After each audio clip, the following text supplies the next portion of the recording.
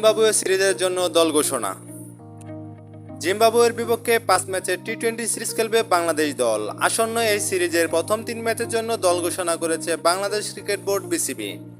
১৫ সদস্যর এই দলে ফিরেছেন মোহাম্মদ সাইফুদ্দিন, আফিফ হোসেন ধ্রুব ও পারভেজ হোসেন ইমন। প্রথমবার টি-20 দলে ডাক পেয়েছেন তানজিদ হাসান তামিম।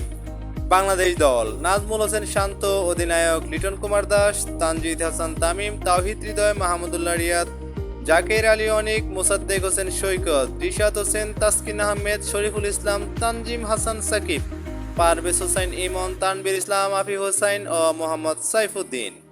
বাংলাদেশ জিম্বাবুয়ে সিরিজের সূচি: প্রথম টি-20 ৩ মে সন্ধ্যা ৬টায় চট্টগ্রাম, দ্বিতীয় টি-20 ৫ মে সন্ধ্যা ৬টায় চট্টগ্রাম, তৃতীয় টি-20 ৭ মে বিকাল ৩টায় চট্টগ্রাম, চতুর্থ টি-20 ১০ মে সন্ধ্যা ৬টায় মিরপুর, পঞ্চম টি-20 ১২ মে সকাল ১০টায় মিরপুর।